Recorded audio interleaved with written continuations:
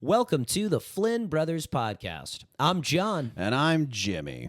Today's big idea: Chat GPT will end Googling. We discuss the rise of Chat GPT and how its broad range of uses will forever change how we use the internet. Later, John treats us to not one, but two brief histories about research and OpenAI, ChatGPT's parent company. Finally, we asked Chat GPT to come up with 3 pitches for episodes. Are they any good?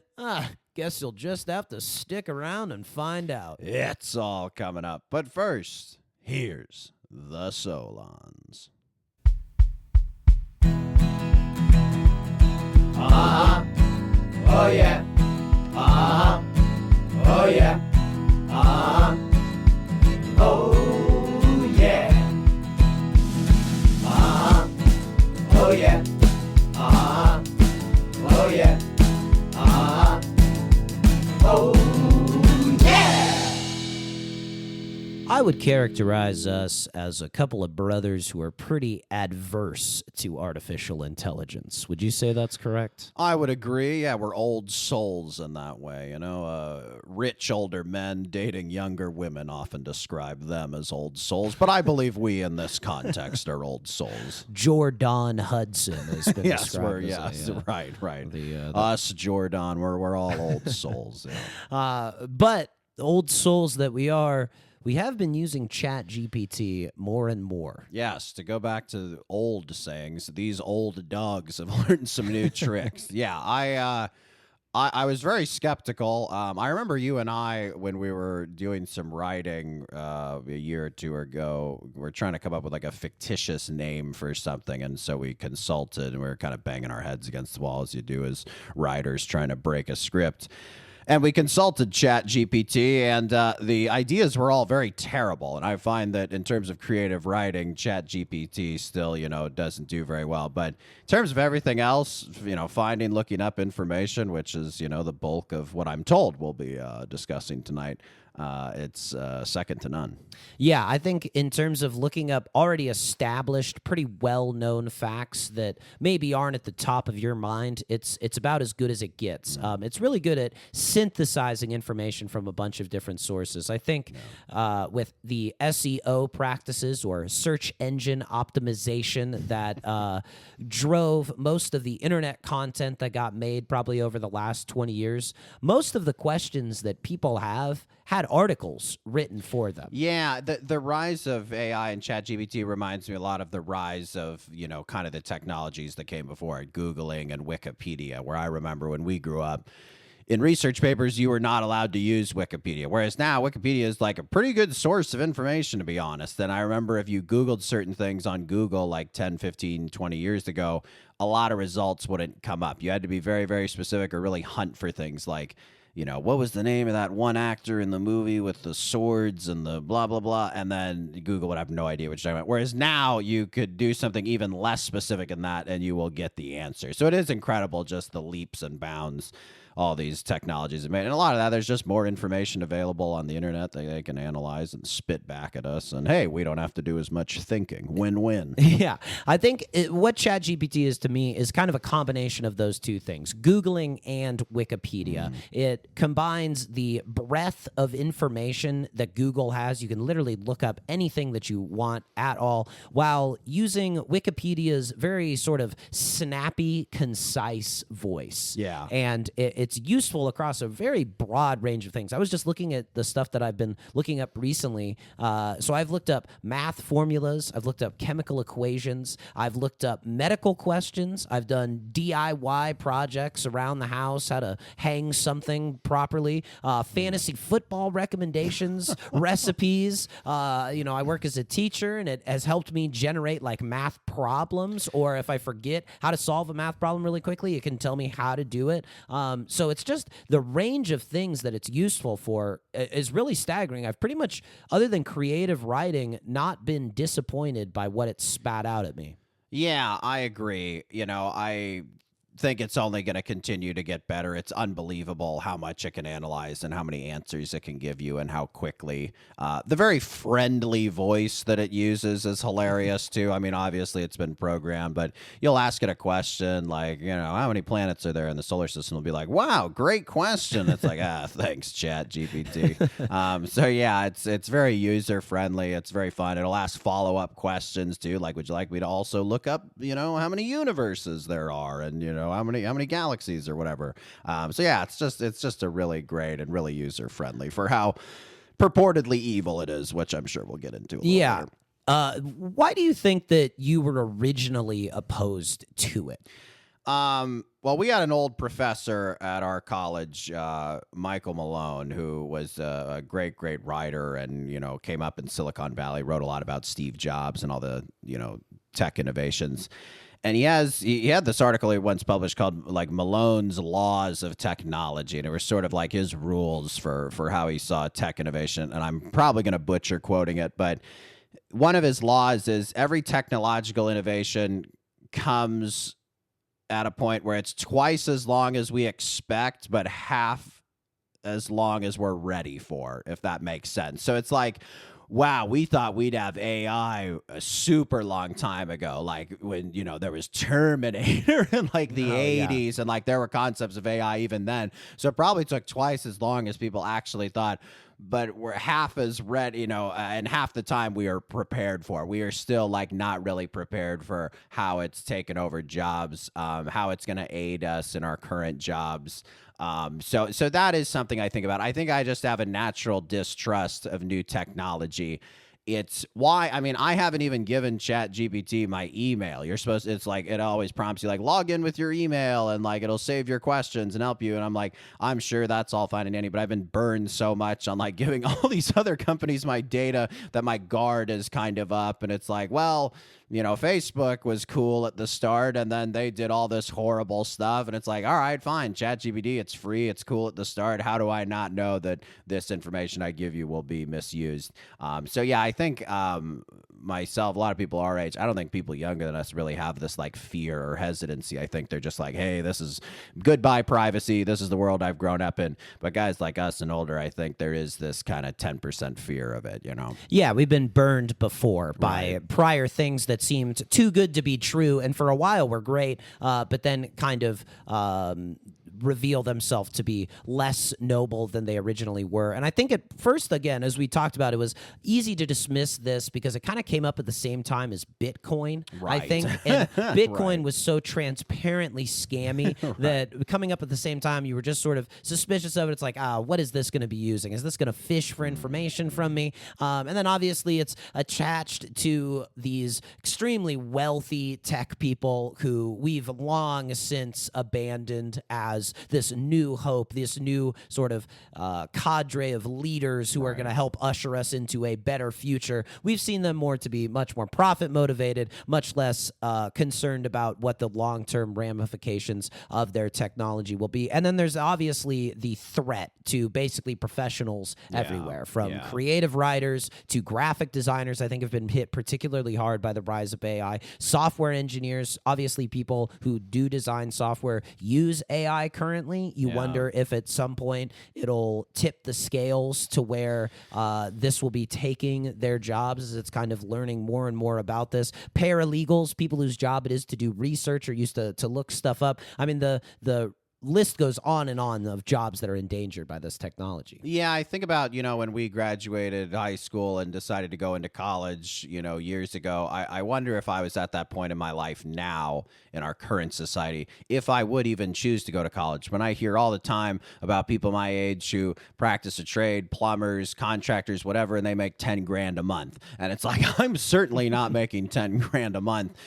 So yeah, and then these guys, an AI is probably not going to replace a plumber or construction worker, things like that. So I don't know. It really is curious for people who are younger now. Like, do you get into something where almost your number one priority, your number one concern is, will this be replaced? I mean, obviously you should pursue what you're passionate about, but I think you'd be a little foolish to not at least consider like, hey, can a robot do this, or is this something that has some job security for me? That's interesting. It sort of has cheapened mental labor. Yes, like the stuff yeah. that we used to maybe even complain about or call busy work, AI is really good at. And it's kind of taken away a lot of the ways that you would get in the door. I mean, I remember when I first started writing, my internship was with Complex, and one of the main things that I did was transcribe interviews. And now that job would not exist at all. That's an AI. That's an app. That's snap your fingers. It's done. What used to take you hours of labor. I hated it, but now it wouldn't even be there. So I think the tech has really gotten to this point where it's very slowly improved to where it cannot be denied. Even guys like us who don't want to use it find it irresistible. Yeah, I'm considering, just earlier today I was using Chat GPT and the email thing came up and I said, no, I don't want to log in. But it was kind of the first time where I was like, maybe I will give Chat GPT my email. It's like a person who keeps asking you out and you're just like, maybe I'll give him a shot. One cup of coffee. What could it hurt? What could it hurt? Yes. So, in this age of information gotten entirely from computers, I did something, perhaps this might be the first time that we've done this. I did an interview for this podcast. Who did you interview? I interviewed Dad. Oh, good. I know our Dad. father. Yes, I know him. A man who I would consider to be incredibly knowledgeable about a very broad range of things. Yes. Was this a very formal sit down? Do you have your permission to record you? That type of. I was taking notes. Okay. Okay. So, but it was freewheeling. This was freewheeling. Yes. Son and father. Just to give a brief backstory of our dad, I would say he's a man who has figured things out throughout his life. Yeah, it's generally a good way of putting it. He got a master's degree in poli-sci from Rutgers University, worked in the state capitol, leaves the state capitol to purchase and operate an organic farm, and years later then founds the UC Davis olive oil program. Look at me getting a little jealous. I thought this was the Flynn Brothers podcast, not the Flynn Fathers podcast. Why don't you go host something with him? What's going on here? What's going on here? The interviews I didn't know about. What is all this? Is this a punking Will? What's going on? My point is that Dad is a guy who has researched things and figured stuff out. He started the farm basically from scratch and then became an authority on olive oil. Oh, I see. Kind of a self-taught man in many ways. Yes. Yeah. You would say to our dad, Chat GPT is trying to fill the role in my life that Dad perhaps occupies, where if I would have a question, I would ask my father, particularly as I'm younger. More and more I'm asking Chat GPT, and I found that this is a guy who does a lot of research, the old school way. He uses Chat GPT all the time now. He fixes things like bikes and furniture. He likes working with his hands. Yeah, I wonder, it is busy work, but there is a satisfaction you get from putting in research and taking the time and fully learning something, and then if you fix something at the end, you have that tangible sense of completion.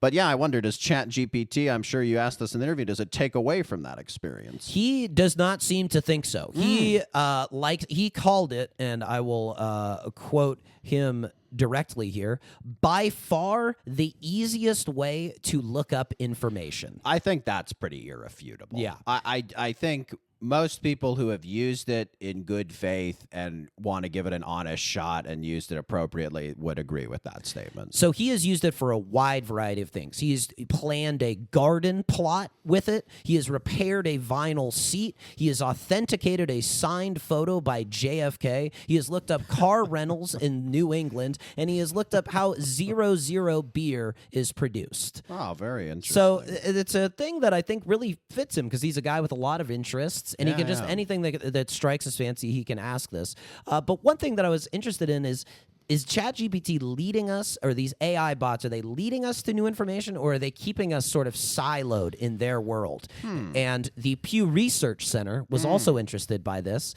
and they stated that when people Google something, there's the new feature of Google where it gives you an artificial intelligence response, an AI response. If there is an AI response, only 8% of users will click on an article based on the search. Yeah, I'm also working as a teacher, and I've been doing with the kids, practicing good research and finding scholarly sources and such, and telling them, do not use the Google AI. I want you to use actual scholarly sources. And a lot of them have to train their brain to like some of them don't even know you can scroll further down the Google page and find sources. It's like the thing's already at the top. Why would I keep scrolling? So yeah, that is not entirely surprising to me. 8%. I mean, certainly sobering. I think certainly we'd like to think more of humanity and our curiosity. But even a fella like me, college educated, that's the first thing I look at. And if I'm unsatisfied with that or find it fishy, I'll usually keep scrolling. But for the most part, it does scratch the itch. It's not perfect, but for the most part, it does solve whatever you're asking it. To that point, the most frequently cited AI responses, the sources that it cites, these AI responses, are from Reddit, Wikipedia, and YouTube. Oh, boy. However, some government websites and news media also are in there as well. Yeah, so they're kind of in the mix. I've found that when I Google like cold and flu COVID symptoms, it'll often cite like CDC or like .gov type stuff. Yeah. But I think what it's doing is kind of mixing up these sources that we would have once sort of kept separate and said, news articles and government sources of information, that is rock solid. You can trust that. Reddit, Wikipedia, YouTube, grain of salt, certainly. Right. And I think AI, it does have an ability to distinguish between these things. And you can tell Chat GPT, look, I only want scholarly articles, or I only want government information, and it'll give you just that information. But if you don't specify, it'll kind of just mix it all up into a information gumbo. With okra, with sausage, and andouille sausage specifically. I think part of it too is with these. Hold on. I totally lost my train of thought. Hold on, I'll get it in a sec. What were we just talking about? The Reddit. Good sources. sources of information. Oh, yeah, sorry, I got it. Yeah, I think another thing that Chat GPT that's good is it'll say, even if it cites Wikipedia, even if it cites Reddit, there'll kind of be this sort of disclaimer like, while not a lot of information is known about this, or they'll kind of concede the fact that like, hey, I'm not using like the best sources on this, or it's not like a totally objective fact, which I think is somewhat responsible. But yeah, you're right. It's like there almost should be a built-in function. You almost should not have to prompt it to prefer these more scholarly, objective sources versus like the Reddits, the YouTubes, etc. Yeah, I think it's interesting because it's very conversational. You ask it a question, it gives you an answer. Whereas I think the old forms of information presented you with information. And I'm thinking mostly of Wikipedia. Now, you're a guy who's read a ton of Wikipedia. I love Wikipedia. The founder is named Jimmy as well, which is awesome. But yeah, no, I love it for mostly filmographies, like if I'm looking up an actor, director, quick movie summaries, stuff like that. But I just love Wikipedia. I find it to be beautifully presented as a page. I find it, visual, but also, readable. The pictures they use are often very baffling. Like it'll be like, it's like, here's whatever the most famous celebrity is, and you Wikipedia them, and then their photos like from 2009, and they're wearing like a really weird shirt, and the lighting's bad. It's like, why of every picture on the internet? Because like an encyclopedia in the old days would always choose like an iconic photo of Marilyn Monroe, right? If you looked up Marilyn Monroe, or like, the iconic photo of the Hindenburg disaster or whatever. But yeah, it's like Wikipedia, there's no like distinction between what is like a good image for this page. It's just like kind of random, and I think that's because it's so ad hoc. Yeah, there's the definite humanity to Wikipedia. Yes. You can feel the human being in there. Whereas the Chat GPT, there's definitely the simulation. You can feel the simulation of humanity. And even though it's supposed to be more conversational, there is something that feels more like maybe reading a book about Wikipedia as opposed to Chat GPT, which is different. However, you really can't argue with the way that Chat GPT, how quickly it can give you information. Wikipedia, I think, is better for these deep dives. But again, you can use Chat GPT in that same way, which I think is what's so interesting about it and why it's such a irresistible technology. And to me, this feels like email, Uber, Amazon, Google, streaming, all of these, Facebook, social medias, Instagram, TikTok, all of this stuff before there's a phrase that this guy, Cory Doctorow, came up with. It's called enshittification, which means once a app or technology has gone mainstream and captured a bunch of users, it becomes a worse version of itself to make more money. Yeah, for for instance, Uber doing dynamic pricing. Yeah. Amazon allowing much more shoddy products to flood its website. Google actually worked better. Don't you remember Google working better than it does now? Yeah, I do. I mean, there's a lot of ad dollars sponsored, sources that come up, such like. Yeah. So there's that, and there's also an employee at Google came up with the idea of making Google work worse so that people do more Google searches. Oh, funny. And so I think where we're at with Chat GPT is we're right before the enshittification of the app, and it's kind of this little beautiful sweet spot. So now that we're at this point, I'd like to ask a couple of questions. How did we get here, and where will we go from here? And we'll answer them right after the break.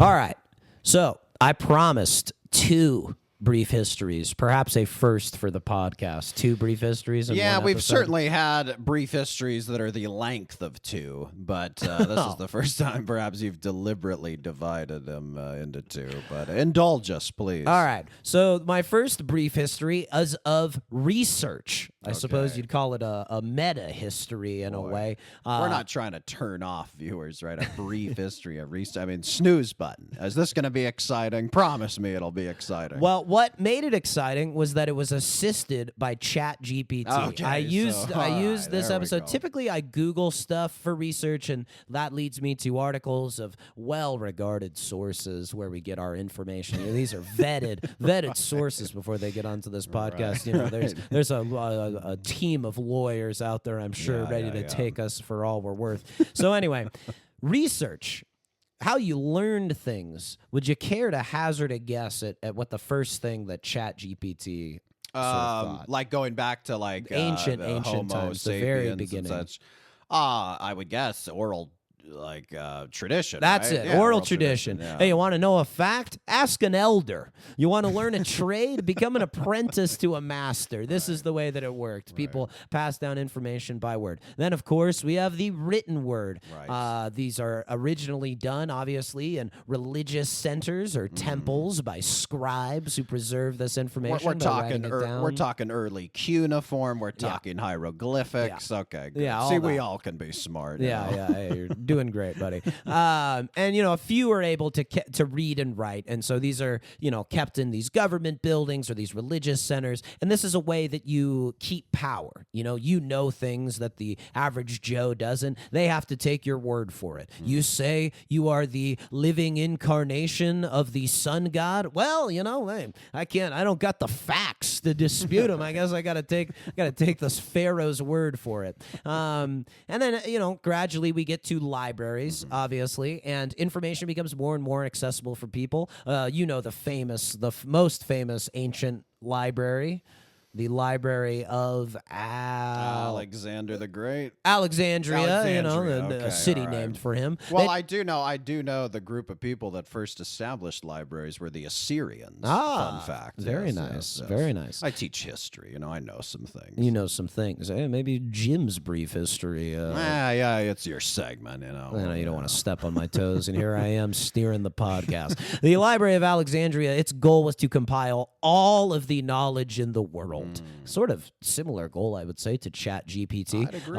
Unlike Chat GPT, yet anyway, the Library of Alexandria burned to the ground. But again, gradually more and more people are given access to libraries, and librarians become this very invaluable research. They're the only ones who know where all of the information is located. I think we grew up in a time where databases were largely online. And so Yeah. librarians were helpful, but a lot of their job felt like teaching you how to use the database Yeah. or somebody to come to when the database didn't give you the result you were looking for. When we were in high school, college, early elementary school, like a lot of research you had to get in libraries. There was a little bit of internet. High school, it was more getting into the internet. And then I remember in college, we did research projects. And I remember our professor, as a requirement, we had to schedule a one-on-one meeting with the librarian. And it felt a little like, hey, come on, throw the librarian a bone, meet with him, would you? And it was like, I don't really need him. I got the online access to the database and stuff. It's like, come on, just meet. Get a cup of coffee. Buy him a cup of coffee. They're for God's lonely. They sakes. got nothing to do. So like, I always felt it was like 10% pandering. But frankly, meeting with the librarian was very informative, and you learned some shortcuts and stuff. And they're always very meditative, very very kind people for the most part, very intelligent. But yeah, no, I you talk about AI replacing jobs. Sadly, I think the librarian is high up on the list. Yeah, most likely. And so before the internet, there were these directories and catalog cards, and you would get that from the librarian, and they would tell you, oh, you really want to look in this section for this stuff. And then you would go to that section, you would scan the titles, scan the authors. Oh, this one might work for me. You open it up, you look in the index. Is there anything in here that I think will help me out? Oh, there is. And then that's how you got the information. That was what I remember from doing research papers, is there is a level of guesswork of, all right, well, this professor sounds like they wrote a good paper, and, this weekly magazine sounds smart. I'll give it a shot. And then sometimes you came up empty, and then sometimes you found a treasure trove. That's right. And then the other way, too, that you would determine if something was worthwhile is it published by either a reputable press or is it in a journal that lots of people read and that you've heard of and sounds very impressive? And is this paper or book cited by a lot of other people in their research?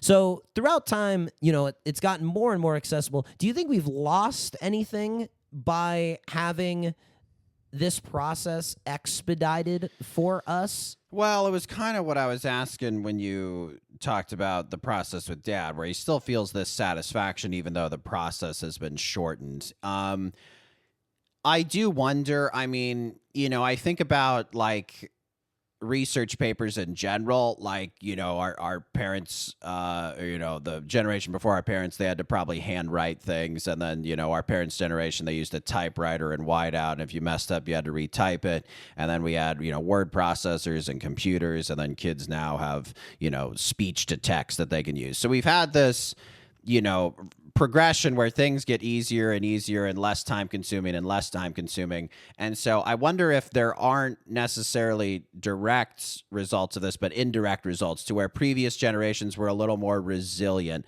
and a little less work shy. And, younger people, ourselves included, have that instant gratification gene and that easy frustration and that impatience. So I wonder if it's not so much like you get the reward directly, but it's almost these like indirect benefits to your character to have to have these processes drawn out and have to work a little harder. I think that's a great point. I think the other thing is, with Chat GPT, you can ask such specific questions and you can get such specific answers to those questions that you're not reading stuff that is interesting and worth knowing, even if it doesn't exactly apply to whatever paper or project that you're working on in that moment. Yeah. And you're not talking to the librarian who knows a bunch of stuff, and maybe they tell you, oh, that's an interesting idea from a paper, but would you ever consider maybe approaching it from this different angle, which wouldn't be something maybe that Chat GPT would do. It doesn't have that sort of breadth of experience. Having processes drawn out too, and just getting more in depth into things, even if you don't remember them as well, they have more of an impact on you. For instance, if you read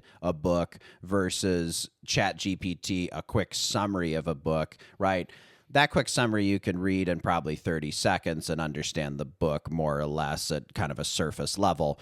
But if you really read the book and you take hours over the course of weeks, and you read the book at times when you're tired and times when you're sad and times when you're happy and times when you're mad, heartbroken, whatever the case may be, you just have more emotional resonance with it. So I do wonder if, this shortening of the process not only are we going to be learning things and thinking we're learning more, but we're really going to be learning them at a very surface level versus a very in-depth level. So we'll kind of think we know all these different things, but it'll just be very surface level because we'll have just kind of taken these shortcuts and gotten these quick answers from AI. Yeah, I do wonder what'll happen as this technology broadens and more and more people are getting their information from the same source. Right. I think too, part of Chat GPT, what I can see happening pretty easily is the same thing that happened with Google, where you get sponsored results. Yeah. And if a company pays for their stuff to constantly be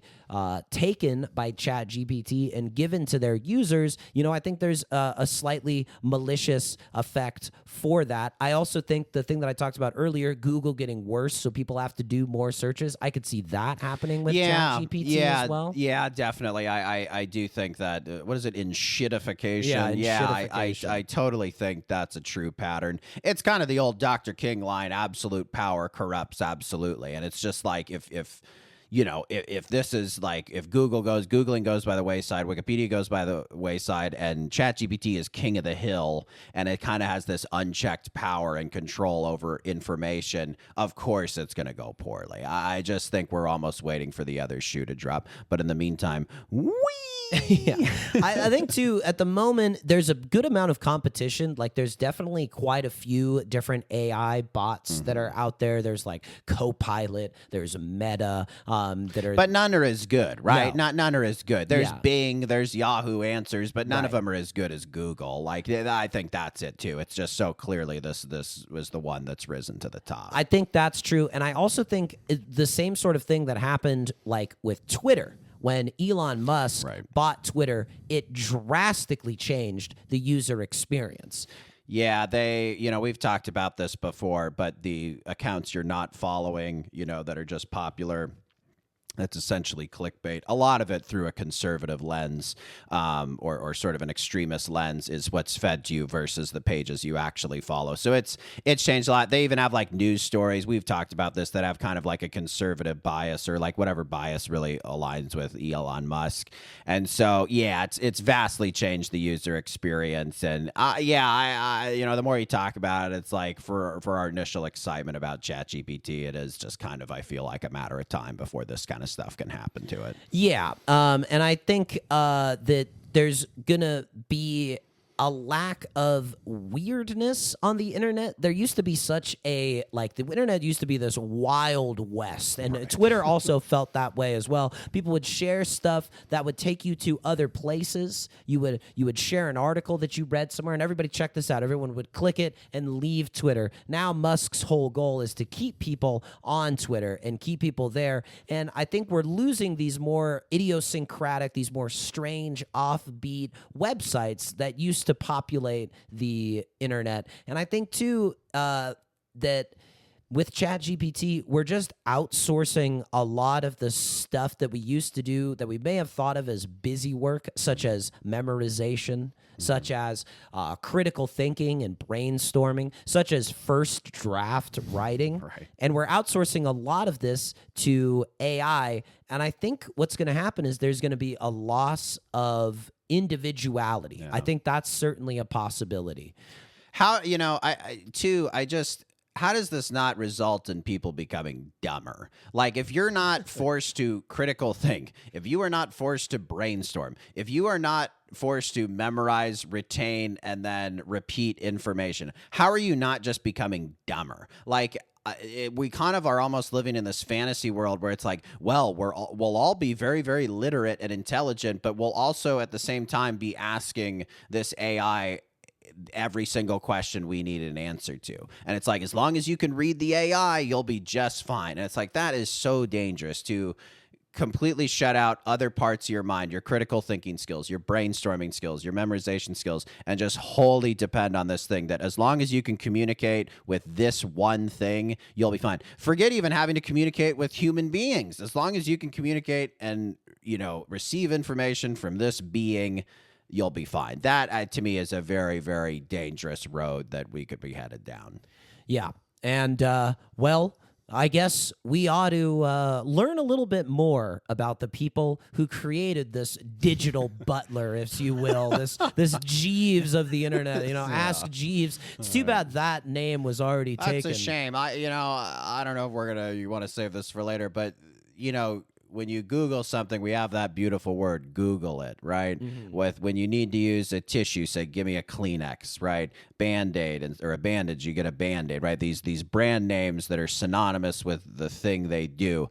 Chat GPT is just an ugly mishmash of words. Like, what are we gonna call it? Do we need to? I need to chat this. I need to GPT this. I need to AI this. What are we gonna say? I don't know. GPT it, I guess, but that's still Awful. 3 syllables. It needs to be Google, Kleenex, Band-Aid, right? It's 2 or less. It's got to be 2 or less. That's the rule. Yeah, I think I don't know that they assumed that they would be this popular. I think Chat GPT was just sort of this project that they were doing. But let's not spoil it all. We'll learn a little bit more about it in the next second John's Brief History right after the break.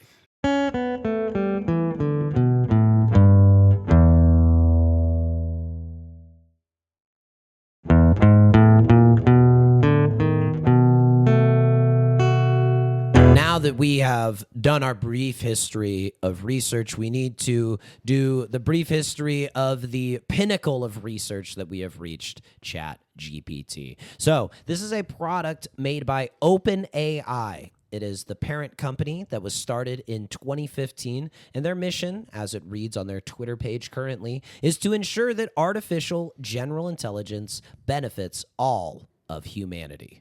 Oh, that sounds very good. Boy, they're, Chat GPT and then OpenAI, that's not a great company name either. No. I mean, these guys, they really didn't know they were going to hit it big. I mean, come on. We could have thought of something a little more Silicon Valley, a little more slick, couldn't we? Yeah, well, to that point, GPT in Chat GPT stands for Generative Pre-trained Transformer. Yeah. Pretty bad. Yeah, that's but not awesome. GPT a little better than that. Yeah, a little better. Yeah. So Sam Altman, he is the current CEO. He was one of the founders. And Elon Musk was also one of the I founders. did know that, yeah. Musk is no longer with the company. Yes. Altman starts as CEO, and it was originally founded under this ideology of effective altruism. Have you ever heard of this? Sounds like a lot of tech companies in Silicon Valley. That sort of is their starting point. Yes. Well, this was, I think, a sort of post-first Trump administration ideology that caught on. And basically the idea is we're going to make the world a better place through business. Right. Can you think of the former messiah of effective altruism? I can give you a hint. Sure. Currently, he's incarcerated. I don't know who is this. Sam Bankman-Fried. Right. was Another the- Sam. Yes.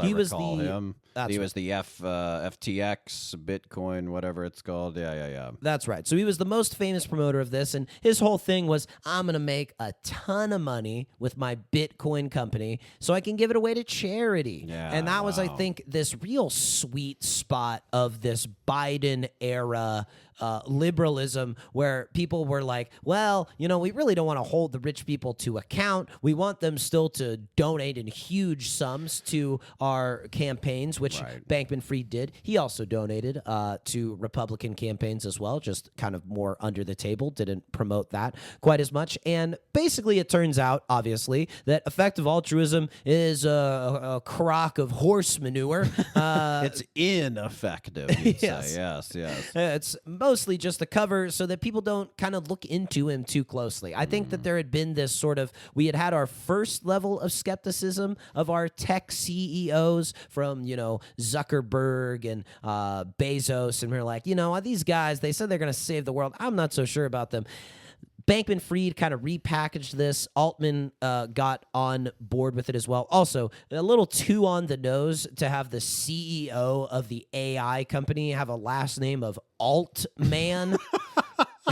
God, I didn't even recognize that. That is so funny. So I think that And then Bitcoin- also Sam Bankman, and he committed bank fraud and all this, fraudulent financial stuff. Boy, reality, can be very hack sometimes, can it? The type of name that Chat GPT would come up with for a creative prompt. But I think Bitcoin and AI, since they sort of came up at the same time, sort of got lumped together. And we weren't sure, it's like, which one of these is going to really emerge? And for a while, it kind of seemed like Bitcoin because of how much publicity that they did. Had major athletes from around the world promoting FTX and all of these other different coin exchanges, but that's more or less gone belly up, and we couldn't really ever find a good use for Bitcoin.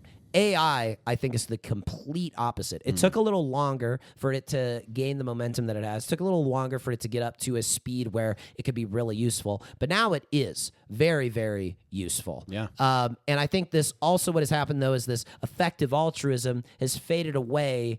This ideology, particularly after Bankman-Fried was found out to be a fraudster, and also with the second Trump administration, and people have talked about this, there being like a vibe shift. That there is no more, it seems almost corny to say, like, even though it was corny originally, like absurdly corny now to be like, I'm going to try to make the world a better place through business. Like, it's like, just be greedy. Greedy's good. Yeah. Greed is good. The gecko mindset has swept the nation. And so Altman is pushed out as CEO in November 2023. That's right. I do kind of remember that being in the headlines. Yeah. But he's back now? Is that right? Okay. So he's pushed out by the board. There's controversy over, he has a lack of communications. There's safety concerns about how quick they're pushing this technology, and a lack of transparency. And basically it boils down to they're moving too fast with too powerful of a technology.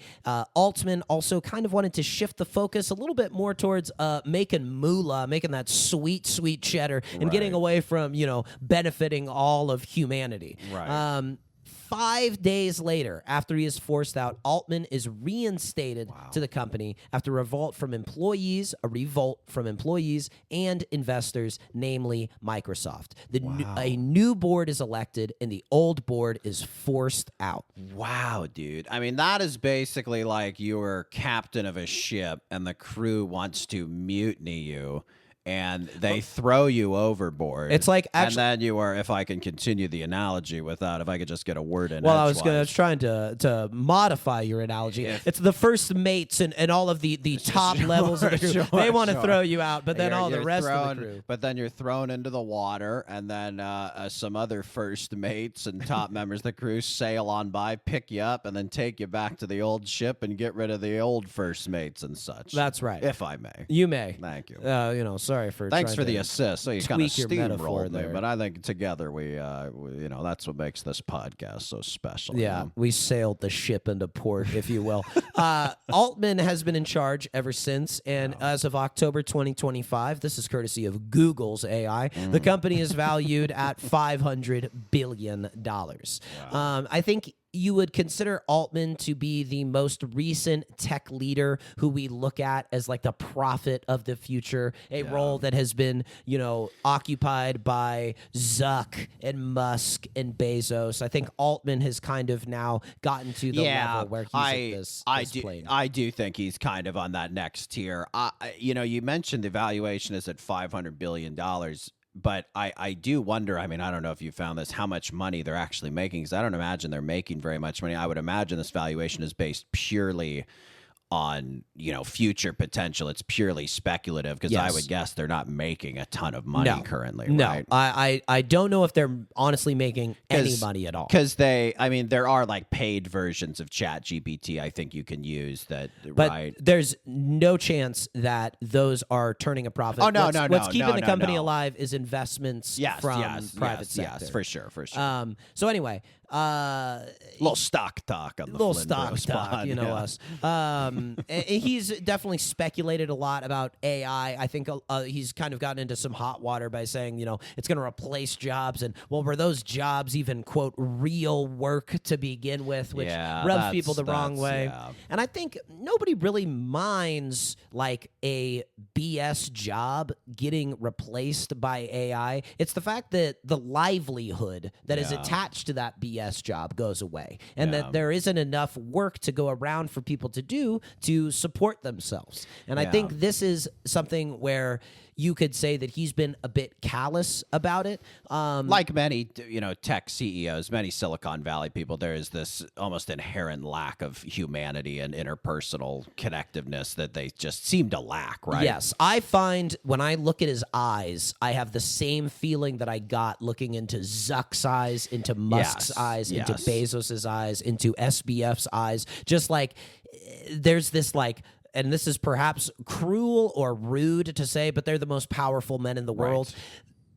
There's a lack of like that spark of that common humanity. Yes. When you just see somebody on the street and you notice something together and we both make eye contact and sort of share a laugh, I think that would be almost impossible with any of these guys. Yeah, I think it's just a mindset you're unable to have if you want to achieve the things that these men have achieved and have the ambitions that these men have. I just think you have to almost shut off part of your humanity. Yes. So the question that I was really thinking about a lot as I was using Chat GPT is, where did it get this voice that it has? Oh, yeah. Because it's a a very friendly and, helpful voice. Yes. And so what Chat GPT, basically how it happened is it was trained by inhaling just gargantuan amounts of text. I don't even know that you could qualify it. Terabytes upon terabytes upon terabytes of written word from all sorts of different sources. And basically it's trained to detect patterns in text. So this is how it learns. It builds these patterns in. If it's a good pattern, it keeps it. If it's a bad pattern, it tosses it away. This is why it uses so many M dashes, right? People are always saying all these M dashes must be a lot in human text. Yes. Particularly in online writing, the M dash became a lot more prevalent. And so I think that's how it kind of got into it. And then it's trained by OpenAI employees as well as feedback from users to make it sound more human and realistic. So if something sounds off, they flag it, a user flags it, an employee flags it, and the program learns, it changes, and it doesn't repeat that mistake. If it does something good, then it tries to keep going down that path. So it's constantly evolving and becoming increasingly personalized. So you can, if you want ChatGPT to be something that you sort of like get memes from, or you just use in a very casual sense, it can be more conversational. It can use emojis. It can almost seem like a friend. And a lot of people have almost treated it like a friend, to some poor results because it isn't a friend. It's a pattern-seeking algorithm. That's all that it is. But if you use it for technical uses, you can ask ChatGPT to use a more technical voice. So not only does it have this sort of standard voice that you get when it's first opened, but you can customize it as well. Yeah, I think, your point about how some people impose these human values and want to be friends with it. You mentioned the term, it's a Jeeves, it's a robot butler, and I think you have to, as a human using, ChatGPT, you have to adopt a sense of supremacy over this thing. This thing is here to serve you, right? It should be super friendly, right? Not we would never treat a human being this way. You serve me, you're friendly to me, right? We should not treat our fellow man that way. But in terms of a non-feeling algorithm, I think it's totally fine that it's polite to us and it's subservient to us, and I think that is almost a view you have to adapt when you use it, right? Absolutely. Certainly you don't want it to be powerful over us. Telling you what to do. Yes. Bad sign if that's happening. Yeah, but since it doesn't have this like consciousness or this humanity to it, there isn't any, you don't need to ask it please when you say or thank you. Most of the things I feed into it begin with give me. Yeah, exactly. Like a toddler with a parent, It's I like, wonder that me. as a result, ChatGPT's impression of humanity would be pretty interesting. I did not ask that, but I asked ChatGPT, what is ChatGPT designed to be? Oh. How is it supposed to come off to humans? Very existential. These are what it told me. It is supposed to be helpful. It's supposed to be safe and responsible, respectful/neutral. It's not supposed to have bias inflecting in its responses. Conversational and adaptable. So if you ask it to do something and it does it, and you're like, not like that, like this, it can adapt. clear and well structured. It's not supposed to use too much jargon. It's a very plain spoken. Yes. I find that that's actually one of the things that it's really great at, is breaking down things that are complicated into very clear and concise language, which I've always thought to be a hallmark of intelligence. Somebody like Carl Sagan or Bill Nye the Science Guy or Alton Brown, these guys who can take really complex matters and make them easy to digest. I think that's the sign of a really smart person. So that's why I think Chat GPT feels smart when you talk to it, because it makes things that are complicated much more simple. And then it's also something that you raised, transparent about its limitations. I don't know this. The information isn't that good. There were some things that I asked it that it couldn't quite really respond. But all of these characteristics are basically everything you would want a wise person to be. Yeah, 100%. You know, to continue the butler analogy, it's like, hey, butler, make me a pizza. And the butler's like, well, I don't have pizza dough or pepperoni, but I could make you these other things, right? Like, that's ChatGPT. I think, I mean, these hallmarks of intelligence you mentioned, being plain spoken, knowing your limitations, right? There's so much of an emphasis on, especially like Reddit, people wanting to sound super smart. You know, I used to love reading film criticism, and I've pretty much stopped just because it has been so shitified on the internet. There used to be great film reviewers, and they're just all gone with the decline of newspapers. And there's just all these yahoos who say, like, it is a beautifully composed and amazingly interesting movie. And you're like, okay, you're just using like not really that impressive words. You're using a lot of modifiers. You're desperately trying to sound smart, and it just comes across as you don't know what the hell you're talking about. And I think it's fascinating you asked ChatGPT this question, and I'm pretty enthralled by the answer. I mean, like, we shouldn't impose human values onto it, but in terms of what we would want a wise, smart person to be, it checks every box. We, as a user, I think sort of do impose like a human characteristic. Humans love thinking of other things like humans, even like a rock that vaguely has a happy face on it. We're like, hey, look at that little guy. But we have indeed imposed human characteristics upon ChatGPT. We have programmed it into its functioning. And so how does it work? Basically, it's this pattern-seeking thing creates a system of like weighted numbers within its program. So it leans one way or another based on what you feed it, and it seeks these patterns based on all of these different ways that it's learned patterns throughout all of its inhaling of these terabytes and terabytes of data. And so ChatGPT 3, the third iteration of it, had what we called parameters, 175 billion parameters. And parameters, as an imperfect analogy, as ChatGPT said when I asked it, are like neurons in a human brain. Wow. OpenAI has not disclosed how many parameters are in this current version of ChatGPT, which is something, I think it's 4, it may be even up to 5. Estimates are at 1.7 to 1.8 trillion parameters. And even though it's an imperfect analogy, the human brain contains approximately 86 billion parameters. So right now, the ChatGPT is over double. Many times over.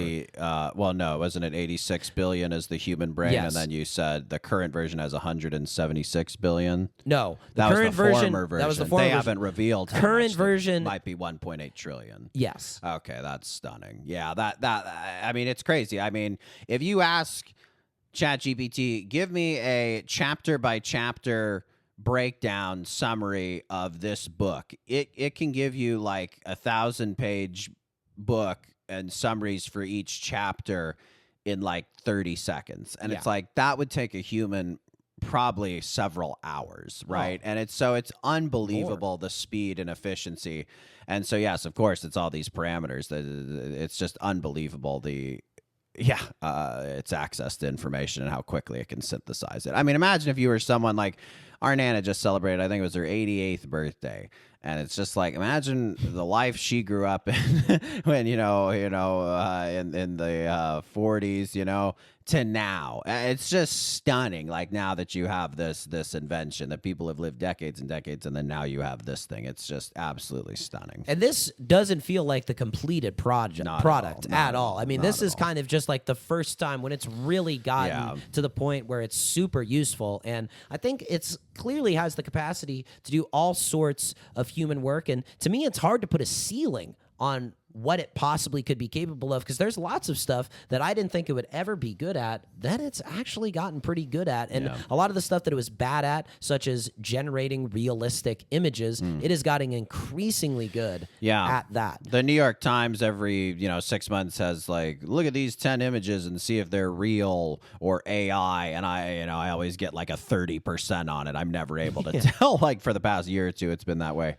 So yeah, it is the image creation is unbelievable. So this is all very exciting, but now let's get into, as we must, as responsible podcast the dark side, right? The dark side. Okay. So I'm going to start it off with the University of Cambridge published a report that had 26 AI security experts warn of a rapid growth in cybercrime. They think that there's going to be more sophisticated spam email techniques using data pulled off of social media. Yeah. So it's going to be able to scrape your social media page and come up with really intricate, personalized information about you and use that in these spam emails. And I think the saddest part about that is we've seen a migration of older people to social media, particularly Facebook, where I would say they arguably share too much information. And we know that older people are typically the victims of these scams. There's also going to be automated hacking. So you just set up a computer program to do your hacking for you. Yeah. Speech synthesis, fake videos, bots dominating many different online platforms, as well as data poisoning of AI bots themselves. So feeding in false data to AI bots that you then ask for information. If you were telling someone from the 90s all this information, they'd be like, what the hell are you talking about, right? They would Is have this the no new clue. Terminator plot? Yeah. So then you get into, let's put AI in drones, where that is, probably the next obvious step that it's going to go. You could see people hacking into these, crashing fleets of autonomous vehicles. You could see people using drones as face-targeting missiles, was the phrase that they used. So, did you get some of this information from Chat GPT, or this is all, what was it, Cambridge University? This was, from, I had looked up, because my habit is Googling. Yeah, if I have a question, I still have not made it to where Chat GPT is what I go to every time. There's just occasionally where I'm like, oh, I should Chat GPT this. I think that's going to end up being what it is. Anyway, I Googled this, and I did like risks of AI, and the Google AI bot that typically gives you answers did not show up for this one. It was like, I'm going to sit this one out. I'm sure you'll find me suspicious, whatever I say. Anyway, and then this was a direct quote from that University of Cambridge report. In the political sphere, detailed analytics, targeted propaganda, and cheap, highly believable fake videos present powerful tools for manipulating public opinion on previously unimaginable scales.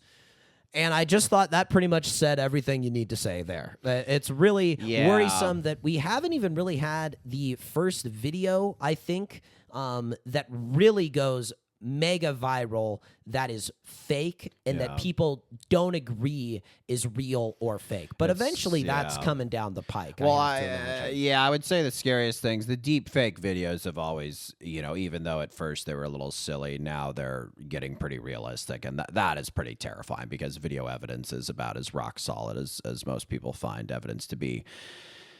Yeah, the other thing too is just there's so much more stuff online that is AI based, like created by, written by, purely generated by AI, and so there's this like lack of humanity. I mean, you even brought it up earlier, that lack of weirdness and idiosyncrasy on the internet, and this just like AIification of so much of the content. It's like Twitter's like that, where you just scroll through and you're like, that's an AI tweet, that's an AI ad, that's an AI image, and so just this more and more of this. I mean, social media and the internet already is blurring the line between our reality and the online reality, and this will just push us even further into that gray area. I think so. And I also think that you notice on social media is even if it's human created content, you can tell that it's optimized for the algorithm. Yes, and AI probably assisted in writing it or creating it as well, right? Yeah, which it does feel like there is this lack of humanity, and that these algorithms, these AI programs know humanity's weaknesses so well, particularly in terms of the stuff that we like to pay attention to. They target it. It's why every video I'm fed is of someone making a huge tray of macaroni and cheese. They know my weakness. They prey upon it. Damn them. Damn them.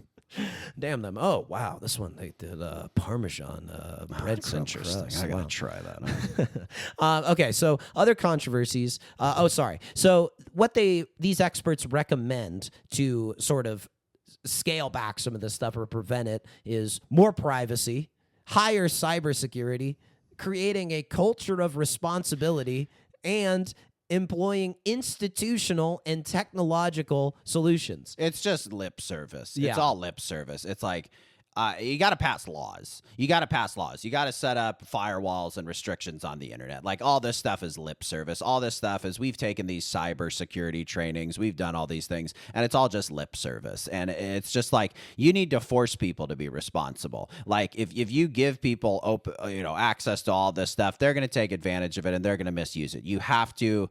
Right. If someone hacks an AI and is hacking a drone, is using it to whatever, attack people, you have to punish it so severely that people do not want to do this. I'm not saying you got to execute them on live television or anything like that. But all these things, like if you don't pass laws, if you don't set up restrictions and keep people from indulging in their darkest desires, then these things are just going to happen, and you have to be proactive, not reactive about it. Yeah, it kind of reminds me of the climate change talk, where there's a lot of like, you got to take personal responsibility, use less gas, use less plastic, turn off your AC during these hours, and any one person really can't make that big of a difference. You need these corporations to sort of be held to account. For sure. And then so one of the things that they have been held to account for is there are people obviously have become obsessed with these bots and have full conversations and relationships with them. People use these bots for therapy, and those with mental health issues occasionally do get told to harm themselves or get told stuff that, would not ever be said by a therapist, but that does get repeated by these pattern-seeking bots. So that's obviously a bad thing. And then obviously sometimes, too, these bots start going nuts and they spew Nazi or fringe internet extremist type stuff as if it's normal. And I think that's part of the trouble of training something on internet writing. There's a lot of really dark stuff on the internet. Yeah. In addition to that, the physical demands of these artificial intelligence require these massive data centers that are essentially huge warehouses full of computers all linked together that feed these AI information. How much electricity, percentage-wise, that the United States as a nation used, how much did these data centers use, percentage-wise? Of all the electricity used in the United States of America. Is this just for like AI? These Chat data GPT? centers. So it's not just AI. There's all sorts of stuff. These are used for hosting websites and anything that's online. Okay, so it's basically anything online. What percent of the electricity in America? Phew, boy.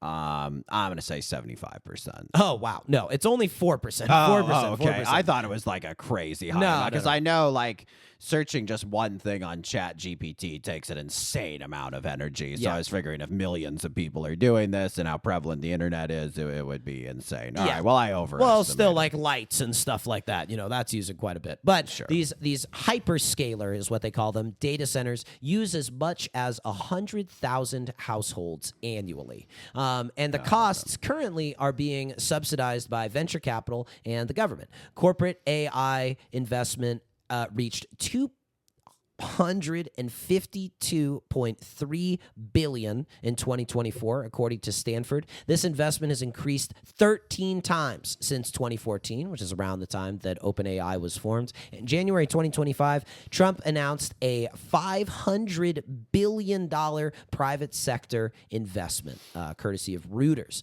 So eventually, these bills will come due. I think we're basically having private sector and, sort of these public-private partnerships where lots of small towns will offer huge tax benefits to these places to have data centers put in. But at the moment, we're in this sort of honeymoon period of AI where other people are footing the bill and we're just getting the benefits of having easily accessible information at our fingertips with a pretty much non-enshittificated version of the AI. And I think really just what we can only do as normal citizens is basically just enjoy it while it lasts. Eventually, hopefully, there will be bills put forward that, you can vote for that will restrict and curb the worst impulses of this. And these are things that I think people should advocate for and try to find ways to make it happen. But, I think we've seen, sadly, that there is only so much that people can do. And part of the benefits of it is just sort of reap the rewards while they're free and available. And I think this reminded me of when we were in college. You were the beneficiary of the very first version of Uber Eats. Yeah. Uber Eats, my junior year of college, I lived together with some guys, and a friend who lived with me told me, hey, there's this new app where Uber, delivers from restaurants. And I was like, oh, sounds expensive. And he's like, whatever you pay at the restaurant on their menu, some guy will drive it from the restaurant to you and deliver it to you. And I'm like, that's absolutely impossible. So we looked up our favorite Middle Eastern restaurant, a falafel drive-in there in San Jose. I'll give him a shout out, one of my favorites. And he looked it up for me, and he's like, look, the falafel special, it's $10.95 on the menu, and then just check out, and this guy will bring it to you in 10 minutes, and it's still $10.95. And I was like, you got to be kidding me. So I'm someone who loves to cook. I did not cook for the next 2 weeks. I was literally getting McDonald's and falafels drive-in and all this stuff just round the clock. I was like, I'm never going to cook again. I'm never, ever going to pay for anything again. And then, of course, the enshittification happened, and Uber Eats started getting, oh, you need to have the added gratuity, and then there's the whatever tax and whatever fee. And then now I probably haven't used Uber Eats in 5 years just because the fees are so crazy. I mean, I'll maybe do it like, once a year at most. But I really haven't used it probably since COVID.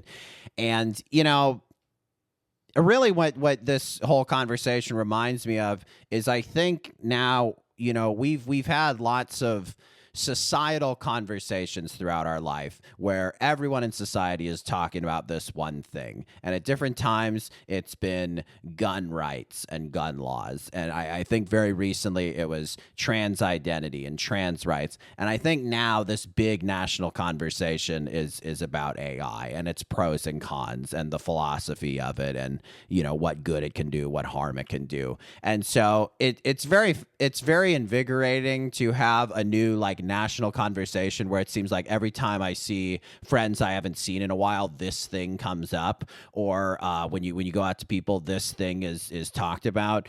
So it is very interesting in that sense. But yeah, having, you ended the pod kind of laying out all the cons, and, they are pretty sobering. They are pretty sobering for as good as it is. And as much as I'd like to believe Chat GPT can be different, I do think this enshittification is going to happen with it's happened with every other thing we've liked online, and there's just no reason why the buck would stop here and the trend would end. Yeah. It is interesting, too, that really what we're trading, as useful as it is a few seconds.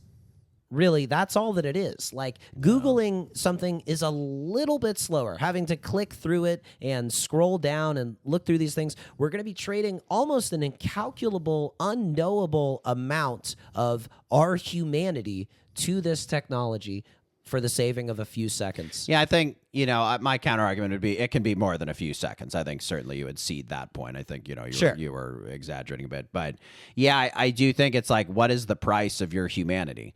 What is the price of your intellect? What do you believe it means to be human, and how much do you value those things? And will you choose convenience over those things? As I did with Uber Eats. I should have been cooking the whole time. What was I thinking? I kept getting fatter. What was I thinking? Well, in addition with the Uber Eats too, like what ended up happening as well is restaurants got a huge chunk of their profits taken by this. The drivers who work for them are forced to work higher and higher wages. I mean, these conveniences that we end up starting to take for granted to support them, the pain has to come from somewhere. But at the same time, this is something that can save us a lot of time. And one of the hardest things to do with this podcast is to come up with ideas for each of these podcasts. Oh, it's the bane of our existence. And so I thought, why don't I give Chat GPT the chance to pitch us some ideas here. I asked it for 5. It gave me 3 sort of good ones, 2 that were pretty incomprehensible, so I junked those, and we'll have those 3 ideas, and I'll pitch them to my brother right after the break.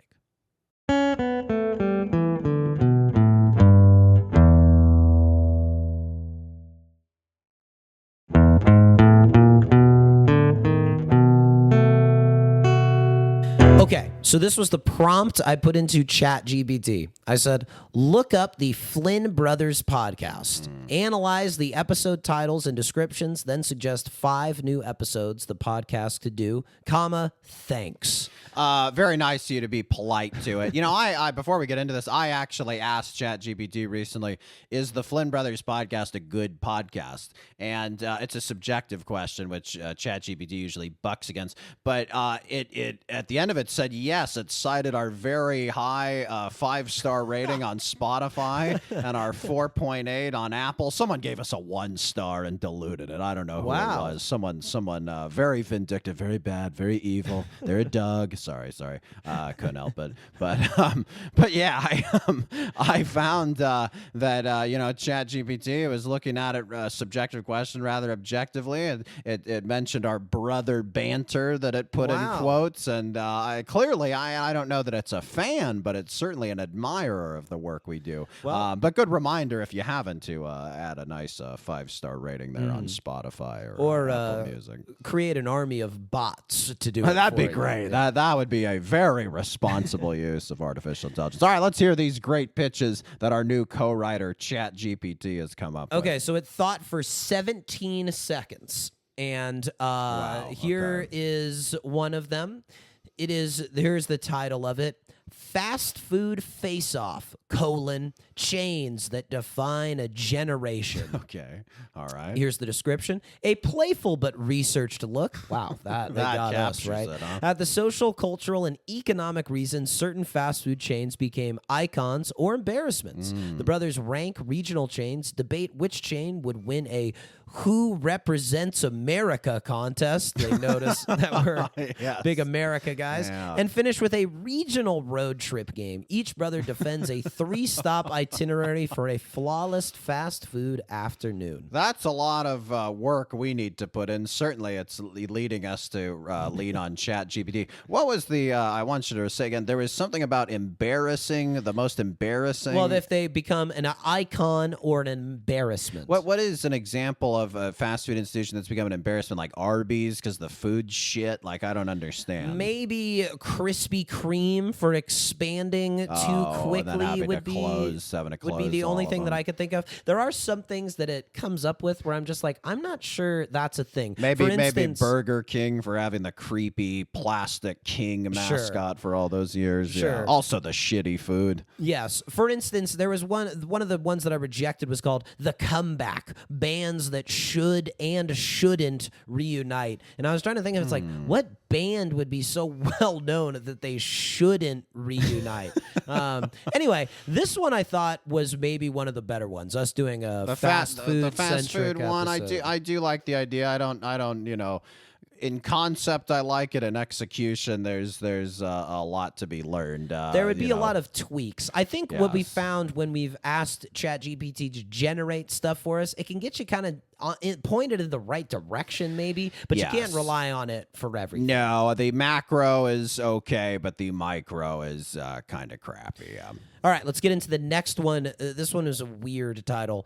3, it is called Villain Sympathy, when the bad guy is the best part of the story, Part 1. Oh, so they know our proclivity for multi-part podcast. They do. I mean, this thing's really a fan of our program, they isn't love, it? My they love, goodness, They yeah, love yeah. inhaling the Flynn Where's Brothers the podcast. where's the viewer email from Chat GPT full of M dashes and polite wording? Where is it? Well, you could give Chat GPT that email if you're hesitant to give it your own personal one. That's true. Okay, so the description of this episode, inspired by their Batman multi-part deep dive, the Bros, BROS period, flip focus to villains across movies, TV, and cartoons, why villains are compelling, which get the best writing, and when a villain elevates an entire property. They say part 2 could follow a week later. I'm guessing just more villains would be covered. Yeah, I like this. I like that cartoons was included in it. You and I always in movies, even when we were young, we always really enjoyed the villain. I mean, obviously you root for the good guy, but you and I always really enjoyed the villain performances. We often found acting and actors tend to like and relish the villain roles. And it's something I'm certainly fascinated by. It certainly could be something we do. What was the title? Villain Sympathy? Villain Sympathy. That I think is that just needs to be messy. Just really nails on a chalkboard, really. Yeah, that one needed to be workshopped. All right, here's the last one that I thought was decent. Okay. Tech that made you feel old. I thought this was a fitting closer because Chat GPT certainly makes me feel old. Yeah. The description is a nostalgic but analytical. They really know us, boy. Episode on gadgets, websites, and fads that date a generation. Netscape, Palm Pilots, MySpace, flip phones are their examples. The Flynn Bros talk personal tech regrets, how certain tech-shaped culture and invent a, parentheses, tongue-in-cheek, quote, museum of dead tech exhibits with placards for each item. Oh, well, difficult. Yes, we're on YouTube on the video, but difficult to do a visual medium of a museum. I Yes. find would be difficult to translate, not only on video here, but over the audio, where so many of our loyal listeners enjoy us. So I don't know that we're going to necessarily let Chat GPT into the writer's room, and we're always flush with ideas, where we got no shortage of those. But yeah, very curious. I am most impressed by its ability to have. That it even knows who we are. I mean, Google knows who we are. Certainly, if you Google the Flynn Brothers podcast, our cartoon faces will pop up. But I'm almost blushing a little in honor that ChatGPT knows who we are as a fan of the program, clearly by the question I asked it, and has just done such a good job of analyzing our episodes and spitting out, basically gobbledygook, but things that, in an AI sort of way make sense from our particular point of view. Yeah, and the fact that it did it in 17 seconds, I think, is especially impressive. To close here, to bring it back to a very human Flynn Brothers-centric thing, I'd like to reference a little talked about Adam Sandler film that I've been thinking of with the result of ChatGPT. I wonder if I know the name of the film. Is it Click? It is Click. It is Click. Okay, all right. And when I think about ChatGPT, is similar to Click, where he would use the remote to fast forward through the parts of his life that he thought he didn't enjoy. When he's sick, when he's arguing with his wife, all these things. Yeah.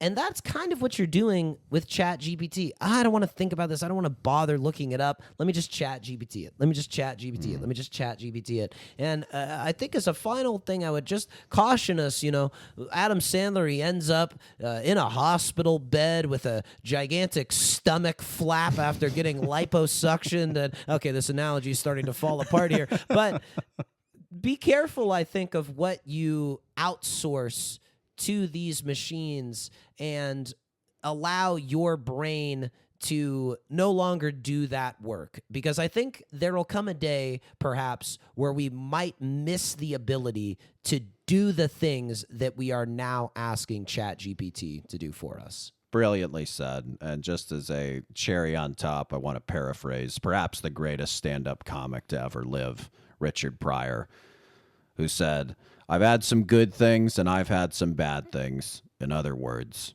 I've had a life." Please subscribe, comment, and leave a rating. Send questions, comments, or big idea suggestions to our business email, flynnbrospod@gmail.com. Thank you to our producer, Will Slade. He's a human. He's not AI. And we'll see you next time on the Flynn Brothers Podcast. Take care, buddy. No, buddy, you take care.